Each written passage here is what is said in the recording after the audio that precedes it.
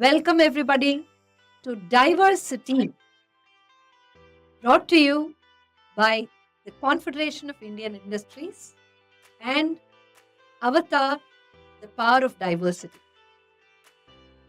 This is a series of conversations with humans who are leaders and who believe in the power of what a diverse, equitable, and inclusive culture can do within an organization. These conversations are going to be about the theme of diversity, and because it's something that's so close to all of our hearts, our lives, our careers, our businesses, I'm sure you're going to find it very interesting and very absorbing. To begin this series of conversations, we have in our studios today Tarun Varma. Let me take a minute to introduce Tarun Varma to you. Tarun NP Varma is Global Chief Human Resources and Sustainability Officer at Tata Consumer Products. Tarun describes himself as son, father, husband, mechanical engineer by qualification, HR leader by profession, and a proud Indian. We are thrilled to invite Tarun Varma to this inaugural episode of Diversity. Welcome, Tarun, to the show, and it's wonderful having you here with us. Thank you so much, Dr. Saundarya, and many congratulations to you personally and to the entire team at Avatar, who have I have many friends who have been part of your journey. But 25 years, what a milestone, ma'am! Just fantastic, and I wish you much more success and the kind of impact and the kind of lives you have touched. I know you've, of course, been at the forefront of this entire journey, and we'll talk more about that, I'm sure. But at this juncture, I just want to say, wow, what a journey it has been. Thank you, Tarun. This conversation is all about you, but thank you so much for being that characteristic, inclusive leader, always putting the other person, in the front. But this conversation is about you. And you are our leader in the spotlight for this episode of Diversity. And the first question I'm just going to ask you is this. Now, at Avatar, we have interacted with you, and this is something I'm sure is a sentiment shared by many people from CII, from other industry bodies, from the professional circles that you're a part of, which is that you are among the most natural human resources leaders that one could, interact with. When you speak about people, when you speak about, the whole thing of bringing everyone together, about, involving people in a common mission. When you say what requires to be said, it comes through so naturally, so spontaneously. So you must have known that you're going to be a HR leader someday as a kid. Did you? Or was it something you kind of stumbled into? Tell us all about your growing up, your childhood, how you got into this path, which is so clearly, a blessed path you're on. Over to you, Tarun. Well, Dr. Saundarya, thank you. First of all, that was really, again, very generous of you, as always. And being with the Avatar team, for me, I can really be my natural self, which is exactly what is the heart of really an inclusive organization. So this, whatever I'm discussing, really, I'm happy to share because for me, my belief is what we are is an outcome of where we have been. And therefore, it's very important, I think, for me to also share where I've come from, right? So my own upbringing has been, my father has served the Indian Navy, has served the nation for 25 years before he retired.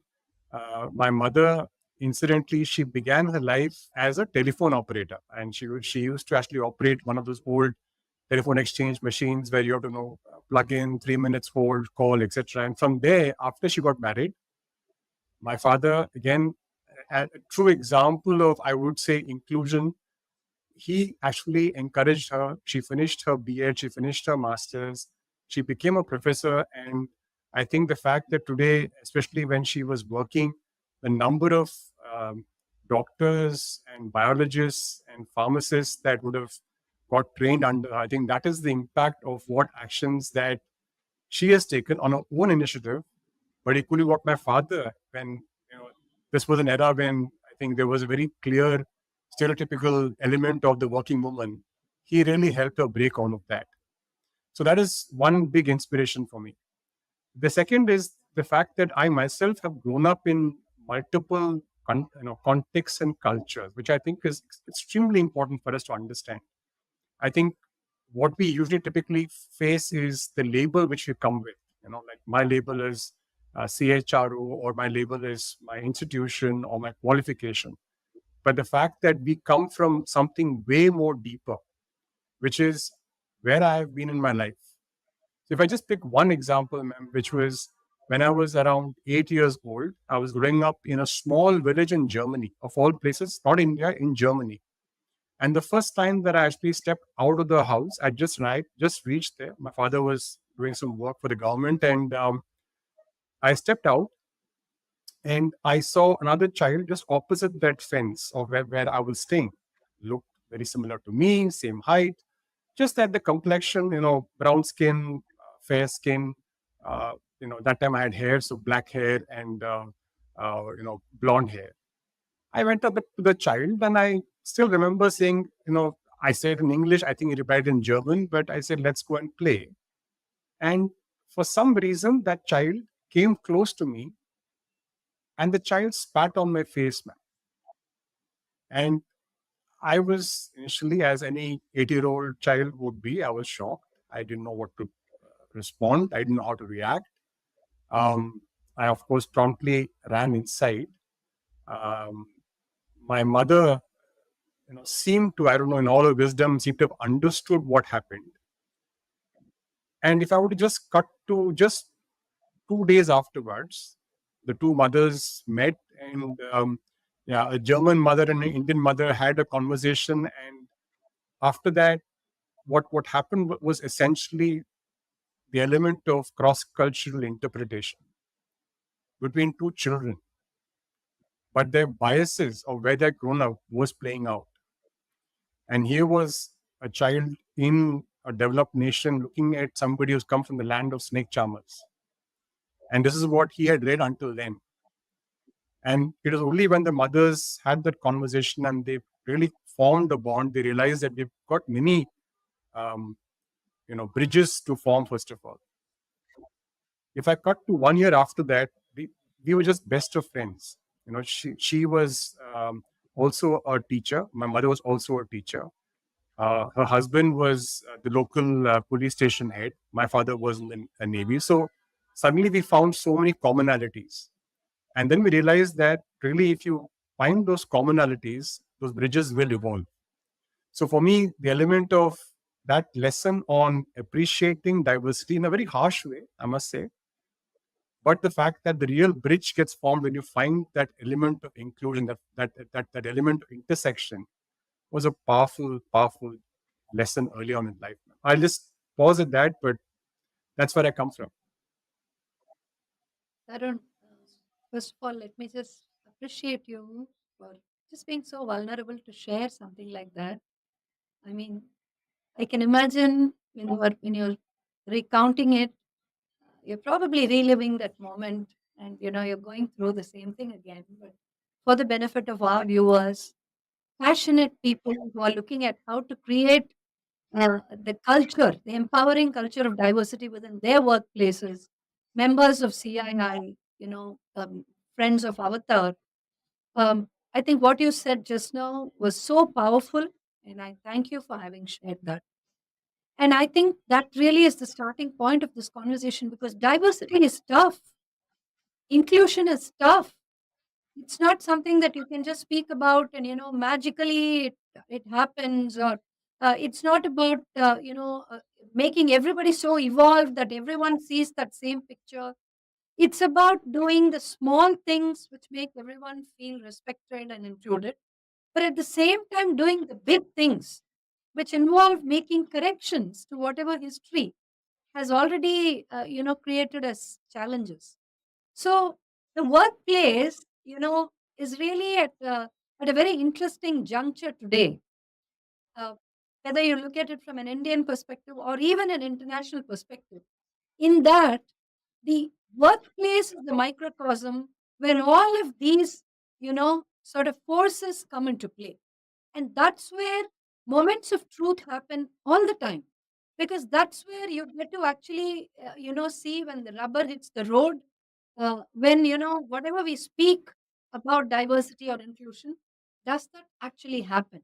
And you have this very microscopic vision because everything is put into context, and business outcomes are the very clear barometer with which you measure the effectiveness of those policies. Thank you once again, Tarun. And I just have to go back to a couple of your previous assignments. Right now, of course, you are the CHRO and sustainability lead for Tata Consumer. But in a few of your earlier organizations, you have really been at the forefront of defining DEI for your company, of actually picking and choosing what actions the company would take, whether it is by way of a policy that you put together, or it's by way of agreeing to be part of a larger movement. You have made those choices, that um, well, of course, the beginning of it lies in this big incident which would have definitely left an indelible mark on your mind and your psyche.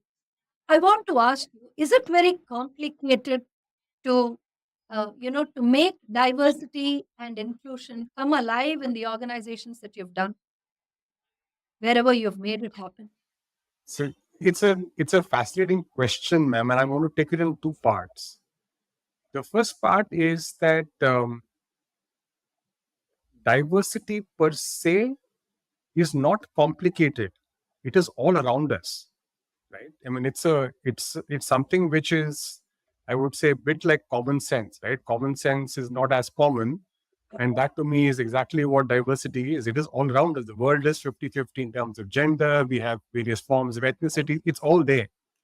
And I think, with mathematics and statistics, you can pretty much prove how diverse you are, whichever way. And ultimately, you know how statistics is. You can bend it to make it say what it should say. The part I find fascinating, I mean, I've maintained this throughout, and you probably heard me also whenever we have come to the Avtar Awards as well, is that the inclusion part is the one that I find extremely intriguing and truly, truly challenging, because that is where your intent comes through, right?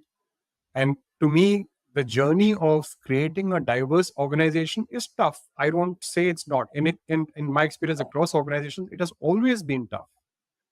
Even now, I maintain that there are some, fixated mindsets around this. And to me, breaking that mindset is part of my job, right? I mean, if it was easy, I don't think I would be doing it. So I like to do the tough challenges, and therefore I pick it up.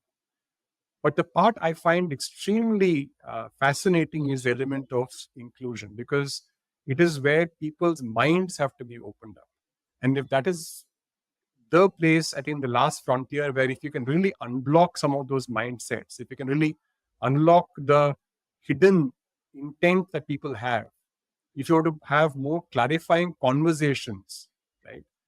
That is the part I think is the space that we really have to do a lot more work on, and truly extremely challenging at this point of time. And in this current context, ma'am, where the world is going through, even more so.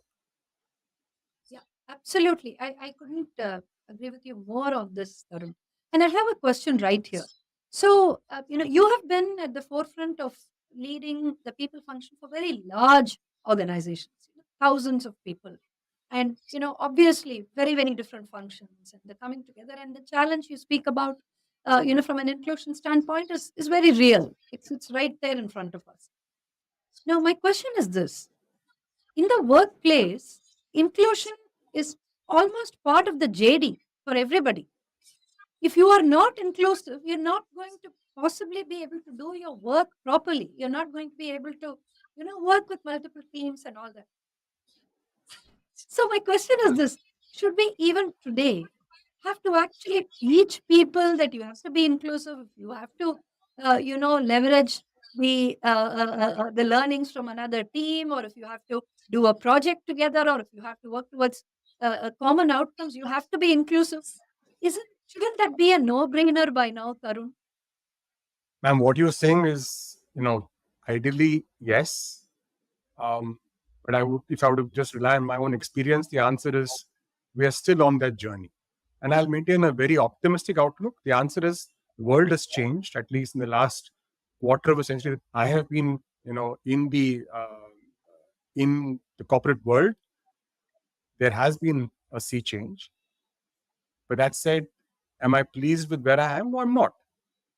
So if I were to just give an example of my current organization, right? I mean, we are an organization which basically has brands and products which should be in your kitchen, in your fridge, on your plate, where the humble dal, salt, tea, coffee, water, and ultimately it's about when the family comes together, my products are there at that occasion, right?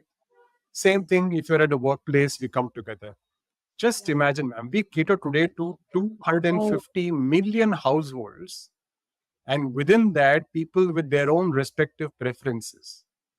To somehow bring that into a meeting room and make 7, 8, 10 people take decisions on their behalf, on the brands they love and they purchase.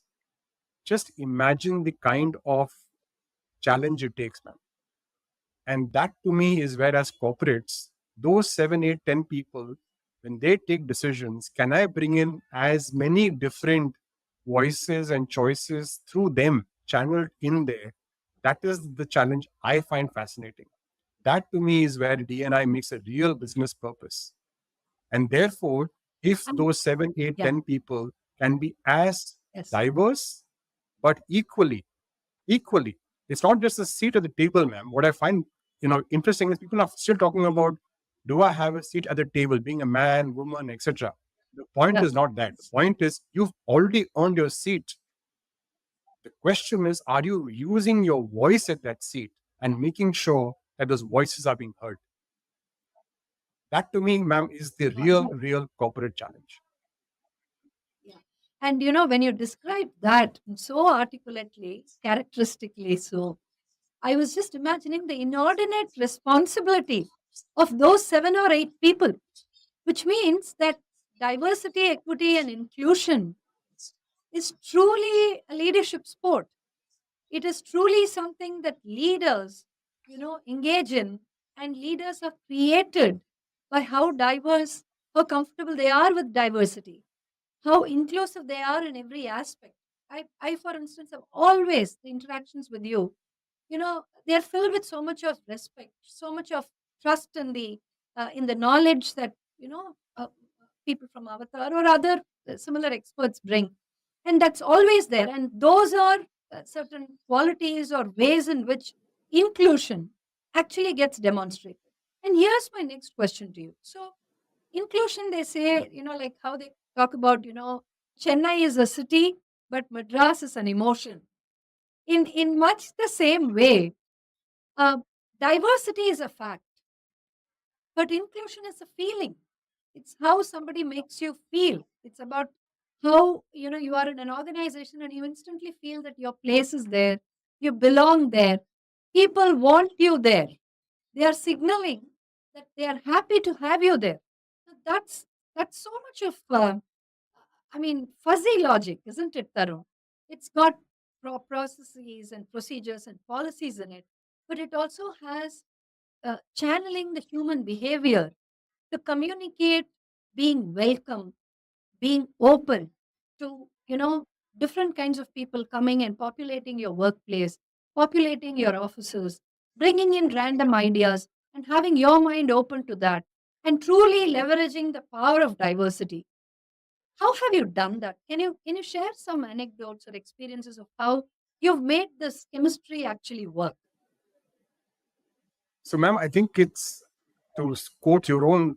You said leadership is this is a leadership sport. I mean, it's almost an art form now, right? And if I may just take an example from my previous organization, I have tremendous respect for Shell. Just the amount of emphasis that has been laid. It is no surprise today to just see the kind of organization, the leadership, the diversity at the top management, the power of its culture, right? And that is to me a true testament. It has not happened overnight. It has happened over years and years. In fact, at one point of time, I used to joke with my colleagues and said that I'm a DNI hired in a company of engineers, mostly white, mostly male, right? And from there, and if I may say so, Anglo-Dutch, and I'm sure those who are hearing this, they will relate to this.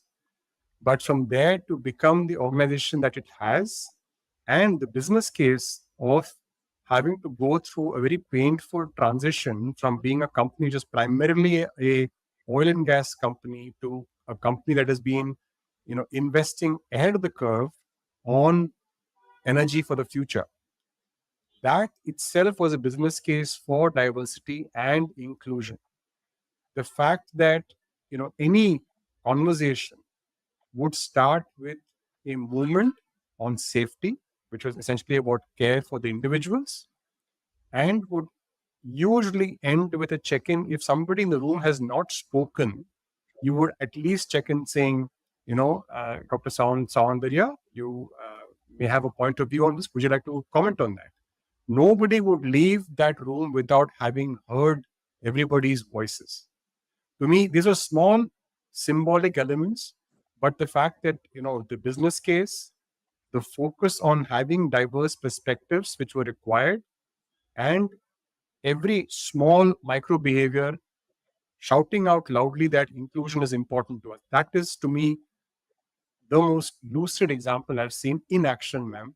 And today, I think colleagues in the company can give you even more details of what they have gone through. But that's what I would definitely share. When you were describing, it struck me that in order to reach that beautiful, let me use the word utopia of uh, a workplace culture which has great diversity in the form of representation and, inclusion in the form of that ability to harness, uh, first of all, everybody's ideas and views, but also to make them feel good about sharing, good about being part of that meeting, feeling seen and heard. That seems to be, to me, in equal measures, by design and by luck. I mean, for an organization to actually attract good human beings who really believe in the power of inclusion and to place them at powerful positions, place them in decision making roles where they are able to shape and nurture the culture of the organization. I think it seems to me that while yes, it can be because of all the processes that the company follows in hiring people of a certain caliber and so on, it also seems to me that it could be just sheer luck that the company has attracted such good people, while at the same time the company also provides the same kind of a comparative element of telling the individual that you do whatever you are here to do and you have my full support. So which do you think should be more focused on? Do you think it's the individual and the contribution of the leader, like you said, being inclusion being a leadership sport, to creating this culture, or is it the carefully chosen policies, practices, organizational culture of the company? Maybe what the founder had, by way of vision. I mean, for instance, the Tata Group is just such an iconic group when it comes to looking at all of these things. So, what is it? Is it design, or is it luck? What makes this thing happen? So again, another fascinating question, ma'am. And I would have to be very clear in my response that every organization, I believe, is born with the intent of doing some form of good of touching lives. I don't think anybody comes saying that I will come here and start doing value, destruction, etc., or do immoral work, etc. I think that's the kind of corporates that we work for. My own group, True. I would say, is a representation of the fact that the organization has carried on this culture and this legacy of believing in the greater good. Very clearly, the fact that society is your biggest stakeholder itself is a huge statement. But those are all elements that permeate into our policies, processes, and it creates the condition for people to behave and express themselves in a certain manner. So to me, those conditions are what the organization can create. But Yeah. I've also seen examples where leadership can either make or break those elements. And therefore, for me, it's a bit of a Hobson's choice out here, but it is both. But I slightly lean towards element of the choice of leaders, because the shadows that they cast are extremely important, and the choices they make, the conduct that people watch, that to me, an organization like ours has been for 155 years. But what will take us forward, that responsibility is on me and leaders like myself. And that to me is the beauty of that, at that intersection is very kind of large. But I will slightly tend towards leadership as being critical in this space. And I couldn't, I mean, I couldn't agree more. I think I fully with you in that choice of an answer, because I think, that's where being humans becomes very crucial and critical.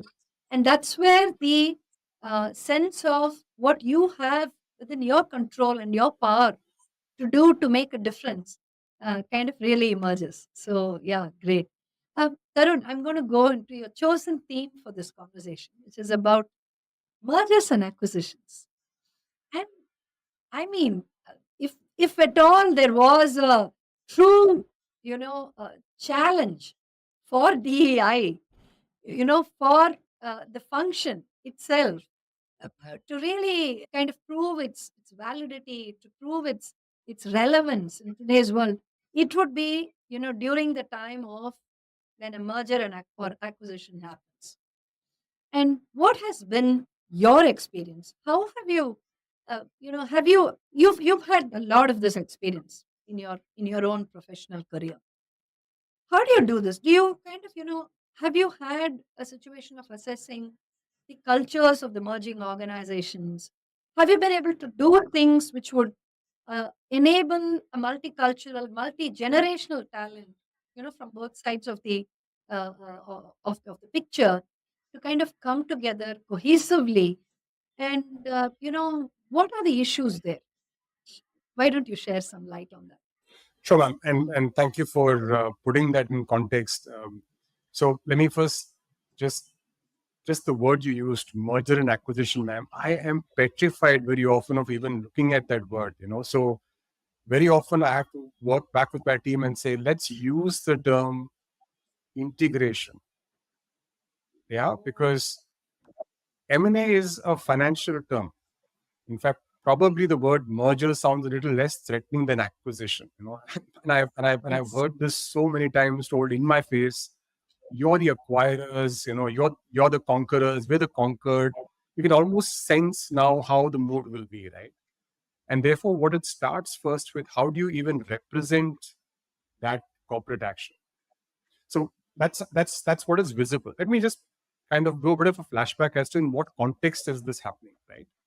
Now, if you look at my company, Tata Consumer Products, essentially this avatar of the company is, used to be Tata Tea.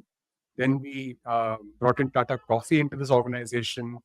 We had, in fact, one of the first, the late Mr. Ratan Tata's first global aspirations, a small company acquiring a larger company, which was a Tetley Wow. acquisition in the early 2000s, right? These are all fantastic examples of an organization which is essentially a small Indian company acquiring a large British company. And now you can start feeling the difference in terms of the process, systems harmonization, cultural integration, and now we're in a very cross-cultural organization.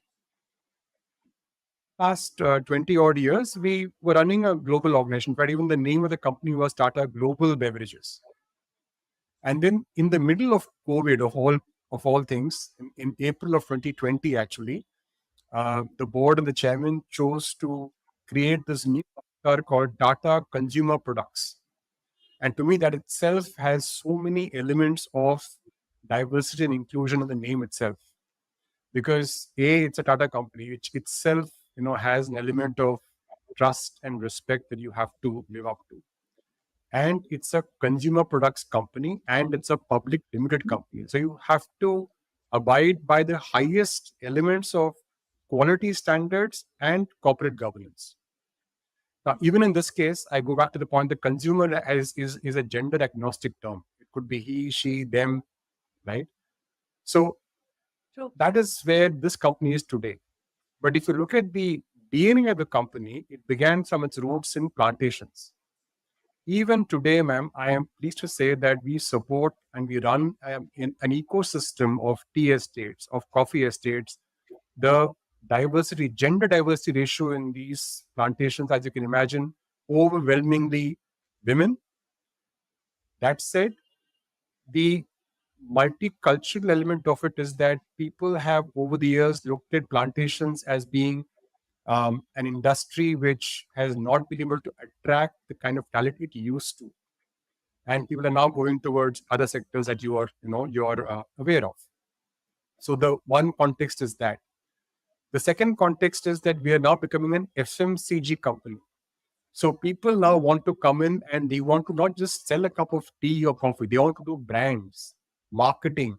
They want to do social media. They want to do digital. And now my skill sets have suddenly changed from what they used to be to what they are now. But I have to be very careful in saying, plucking two leaves and a bud is not a legacy skill. It is done every day and it's an art.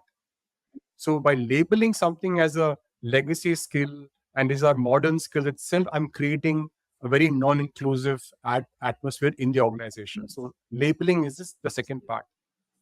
The third part, ma'am, is that we operate across multiple locations. So the moment I start, I'm sitting in a lovely office here in South Bombay of all places. But who am I to decide that somebody, in Tirunelveli who's going to buy uh, Tata coffee, or somebody in Guwahati who's going to buy a packet of Tata salt, how will they buy? What will they buy?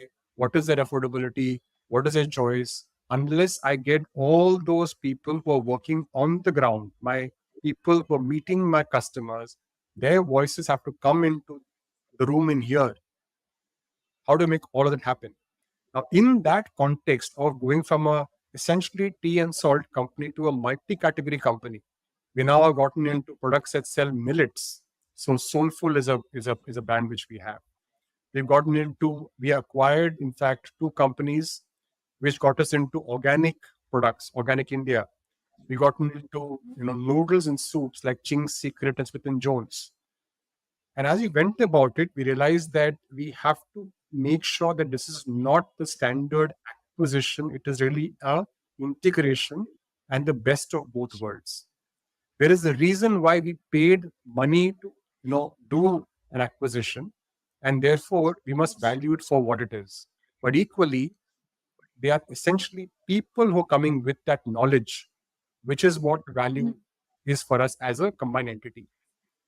If I come below all that to something as simple as where does all of this finally break? The cultural part. One example I'll share with you. One of our companies we have acquired is a company called Organic India Limited.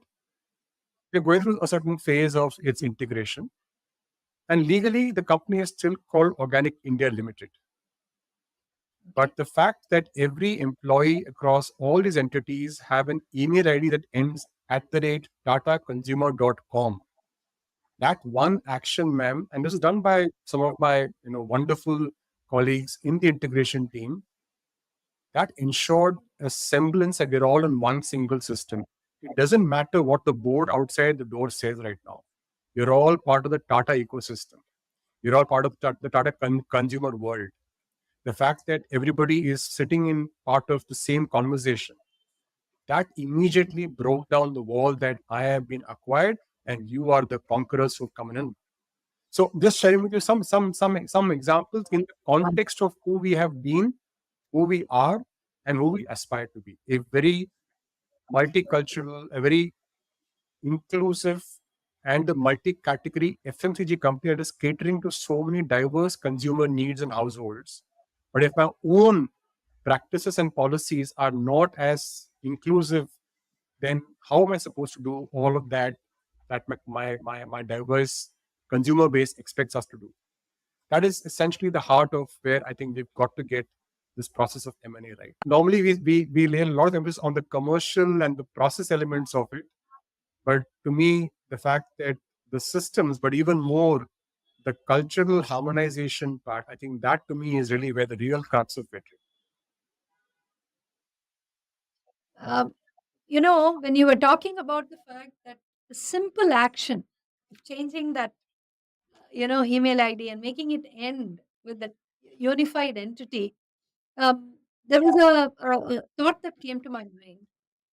In the recent Best of the Best conference that we had last month in Chennai, the theme that we spoke about was unified diversity. And we talked about the fact that there are many things which actually work really well when everybody comes together in a unified manner, in an integrated manner. Things like having the same organizational culture, working towards the same goal, exhibiting the same passion. It's like, it's like an inverted prism. Your usual prism is one in which you have the white light that goes in and kind of it gets refracted into multicolored lights. What if multicolored lights went into the prism and came out as a unified, single light? So we started talking about unified diversity, and we feel that this current, age that we are in, with its VUCA-ness, its complexity, every day throws up a different kind of a challenge. And the need for actually telling the world who you are, your identity, that has become a very pressing need today. If you look at all social media platforms, if you look everywhere, people are constantly talking about who they are. And they do that by way of photos, they do that by way of anecdotes, they do that in their own unique method of sharing. So it's like each one of us is a universe by ourselves. And then we come into an organization. And then, like you said, even though the word is a kind of a tough word or a slightly difficult word, acquisition, you then come to an organization and your business gets acquired, the whole sense of identity once again comes into question. You start wondering, I mean, this is who I was. Maybe I've had 25 years in that company, and today my name is changed. I know for a fact that many people in Air India, when it got taken over by the Tata Group, at that point of time, that same question, who am I? And I think, simple acts of integration, simple acts of building that cohesion, kind of make everybody feel that you are you, but you're a new you because you're in this new environment. And I think, the work that you and your colleagues do in making sure this happens is such important work, Tarun. It's such fabulous work. And now we are kind of, going to the rapid fire round, the express round. So I'm going to be asking you a few questions, and, you can just sort of reply to So before we go there, ma'am, can I ask you a question, please, if that's okay with you? Good. Please, anytime. So I'm going to have to tap into this because I have this opportunity with you. So in the last quarter of a century, Dr. Saundarya has been at the forefront of a movement which she has been personally been driving, and the passion has just rubbed off on so many people, including myself. So I think it's only worthwhile for those who are listening to us to really hear from you what have been your insights, your learnings. I mean, you've been through a number of these conversations, struggles, challenges. You've had believers, you've had non believers. What have been your insights, ma'am? Thank you, Tarun, and thanks for turning the spotlight, back to me. And I'll do my best to kind of, respond to that. Well, this is an age of diversity. This and it's serendipitous that we kind of, landed in a space which really sort of spoke to us at Avatar, and we began kind of, working towards seeing how can we, first of all, sense make of this. What can we understand from what's going on around us, and how can we then, make it something valuable that we share with our partners? I think the beginning of Avatar lay at providing opportunities for women who, despite probably being in a comfortable socio-economic situation, still were underprivileged in a lack of identity. So they had taken those breaks in careers, and they were lost. So for us to be able to give them an address, for us to be able to give them an identity, for us to tell them that, hey, you actually belong in the workplace, and you may have taken that short break because you were having your kid, or you were following an itinerant husband, or you were raising your boy and he was becoming a teenager or something, doesn't mean that you have lost it all. It just means that we were prioritizing in a way that's actually really good for any home, for any culture, for any community, for any country. And we want you back. We want you back in the workplace because you would have garnered such amazing skills during this break that you took. And that was the emotion we wanted organizations to mirror. So it was just that was the simple thought. But as we kind of, went deeper and deeper, and as you said, you say quarter of a century, it seems very big. I mean, we were just saying 25 years and this and that. Probably the gravitas of it didn't come through it, but when you just said quarter of a century, it's like, wow. So, these 25 years have really told us that, it's just about making sure, as individuals, are we really uh, going back and getting in touch with that divinity within us? you know because ultimately, when you talk about inclusion, when you talk about making sure that, everybody gets the same kind of space, everybody gets that same opportunity, everyone gets many opportunities, because some people actually need more opportunities than others, because they may be in situations which call for them to probably not be the kind of career optimized individual that, others are. So for them to be given those opportunities, for them to be truly included in the very real sense of the term, it means that you have to actually look at all of them and see something amazing in them, something divine in them. And it's not about spirituality, or it's not about religion or anything. It's about the fact that, what we speak in the workplace, that is truly the simplest philosophy of being a good human being. I think that's really, in the early days of DEI, Tarun, and you will probably really understand this. Whenever we used to go, and Uma Shankar and Karthik and the gang at Avatar would go and speak to companies and tell them, hey, we have this research, we have this, set of women, we have 10,000 women who have taken breaks. Can you give them jobs? And they would constantly ask us for the business case, and we'd have to be very, very inventive about it, because we'd get bored saying the same thing again and again to the corporates.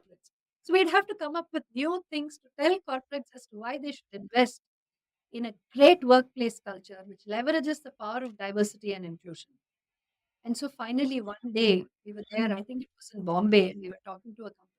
They, the HR head said, but what's the business case? I said, in just that moment, I said, you'll go home and you'll sleep well. You'll be at peace.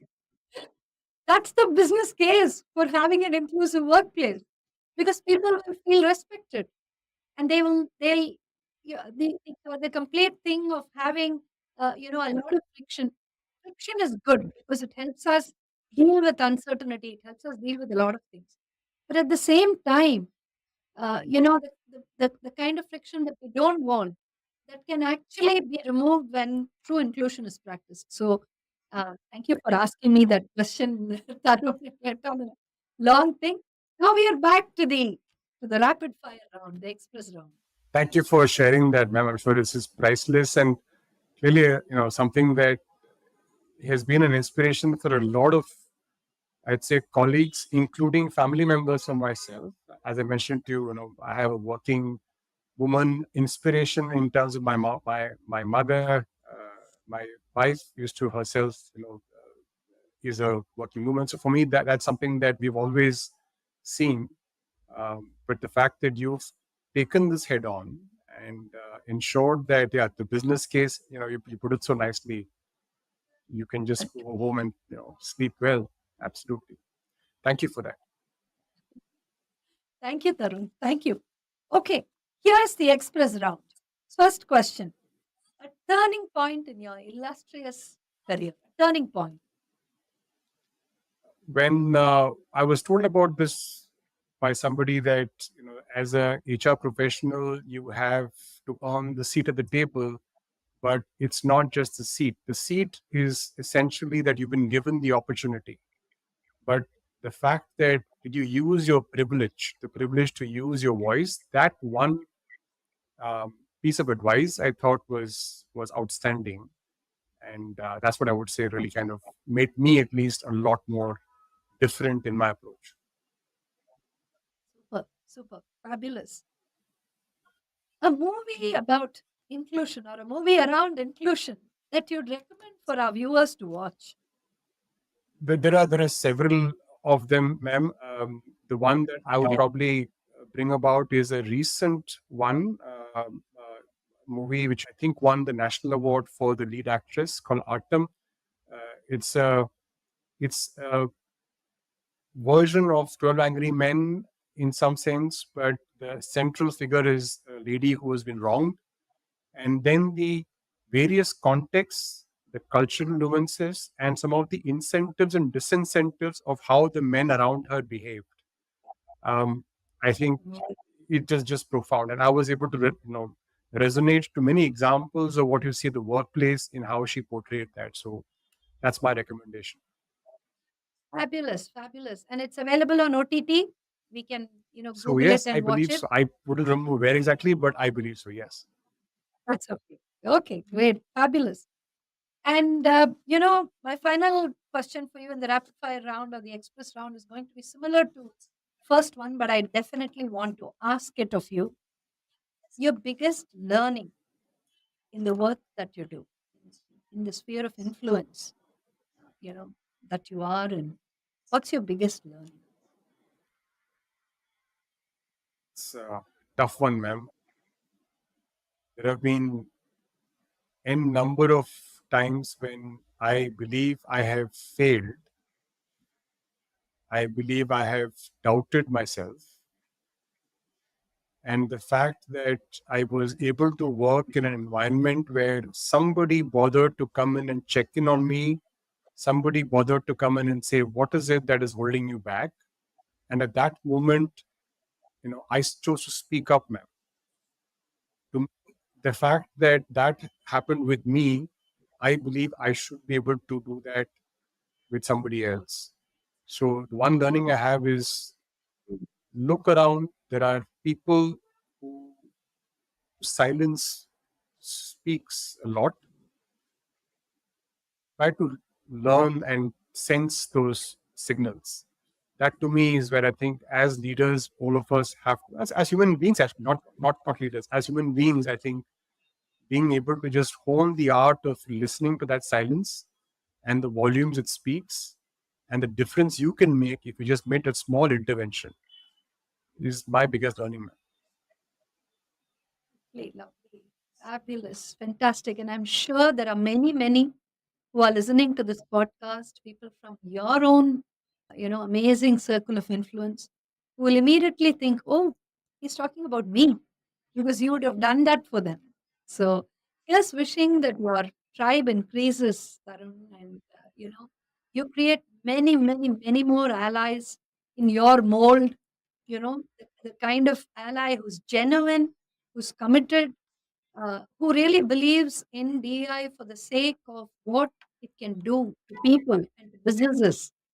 And that that image that you painted of those 7 or 8 people in a room, who are taking decisions for thousands upon thousands of consumers, of employees who are outside, and the responsibility invested in them for being their best, most authentic, most inclusive, selves, is one that I will really take away from this conversation. So here's thanking you from the bottom of my heart, and also wishing you a wonderful 2025. Happy New Year to you, and Happy New Year to all our audience, to everybody who's watching this episode. The very best of wishes to you to have a fabulous, fantastic, inclusive year ahead. Tarun, over to you for your closing remarks. I just have to say again, ma'am, congratulations and thank you. All those who are listening and watching, I think the fact that Dr. Saundarya has been pretty much the person who's led with what you can say, real passion for a cause that I know I've seen her from many, many years, to be able to convert people, to be able to make mindsets change, and not just policies or processes, but mindsets change, to really make that, has been something that has been your inspiration, ma'am. And thank you for that. I think all those who today are watching, all those who have witnessed this first time can talk about it. I just want to also say that you have a fabulous team. I've always admired how you can take a team like this along with you. So my best wishes on this wonderful milestone, to you, Dr. Saundarya, and to the entire Avatar team, many of whom I know personally, and all of you, I won't take each of the names, but wishing each of you a wonderful, wonderful new year and many, many years ahead as well. Yeah. Thank you so much for this opportunity. Thank you. Thank you so much, Tarun. Folks, stay tuned for conversations around this.